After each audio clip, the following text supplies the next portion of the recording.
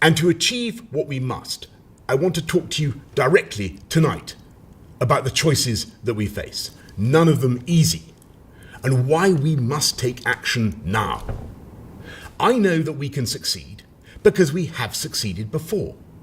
When the sickness took hold in this country in March, we pulled together in a spirit of national sacrifice and community.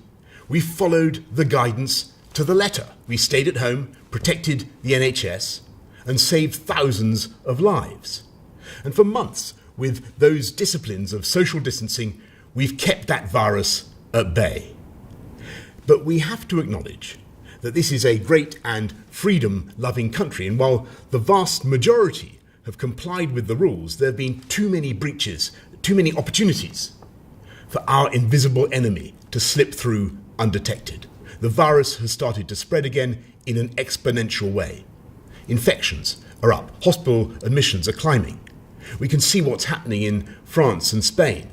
And we know, alas, that this virus is no less fatal than it was in the spring, and that the vast majority of our people are no less susceptible.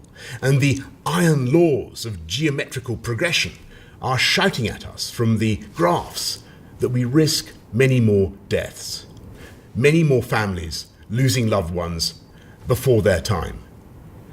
And I know that faced with that risk, the British people will want their government to continue to fight to protect them, you. And that's what we're doing night and day. And yet the single greatest weapon we bring to this fight is the common sense of the people themselves, the joint resolve of this country to work together to suppress COVID now. So today I set out a package of tougher measures in England. Early closing for pubs, bars, table service only, closing businesses that are not COVID secure, expanding the use of face coverings, new fines for those that fail to comply, once again asking office workers to work from home if they can, while enforcing the rule of 6 indoors and outdoors. A tougher package of national measures combined with the potential for tougher local restrictions for areas already in lockdown. I know that this approach, robust but proportionate, already carries the support of all the main parties in Parliament. After discussion with colleagues in the devolved administrations, I believe this broad approach is shared across the whole UK. And to those who say we don't need this stuff and we should leave people to take their own risks, I say these risks are not our own. The tragic reality of having COVID is that your mild cough can be someone else's death knell. And as for the suggestion that we should simply lock up the elderly and the vulnerable, with all the suffering that would entail, I must tell you that this is just not realistic. Because if you let the virus rip through the rest of the population, it would inevitably find its way through to the elderly as well, and in much greater numbers. That's why we need to suppress the virus now. And as for that minority who may continue to flout the rules, we will enforce those rules with tougher penalties and fines of up to £10,000. We will put more police out on the streets and use the army to backfill if necessary. And of course, I'm deeply spiritually reluctant to make any of these impositions or infringe anyone's freedom. But unless we take action, the risk is that we will have to go for tougher measures later when the deaths have already mounted and we have a huge caseload of infection such as we had in the spring. If we let this virus get out of control now, it would mean that our NHS had no space once again to deal with cancer patients and millions of other non-COVID medical needs. And if we were forced into a new national lockdown, that would threaten not just jobs and livelihoods, but the loving human contact on which we all depend. It would mean renewed loneliness and confinement for the elderly and vulnerable, and ultimately it would threaten once again the education of our children. We must do all we can to avoid going down that road again.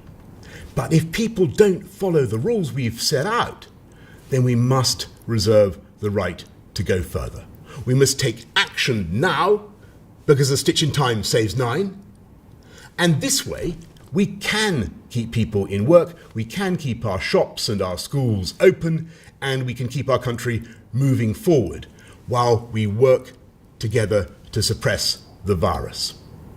That is our strategy. And if we can follow this package together, then I know we can succeed, because in so many ways, we're better prepared than before. We have the PPE, we have the beds, we have the nightingales, we have new medicines pioneered in this country that can help save lives. And though our doctors and our medical advisors are rightly worried about the data now and the risks over winter, they are unanimous that things will be far better by the spring, when we have not only the hope of a vaccine, but one day soon, and I must stress that we're not there yet, of mass testing so efficient that people will be able to be tested in minutes so they can do more of the things they love. That's the hope, that's the dream. It's hard, but it's attainable, and we're working as hard as we can to get there. But until we do, we must rely on our willingness to look out for each other, to protect each other.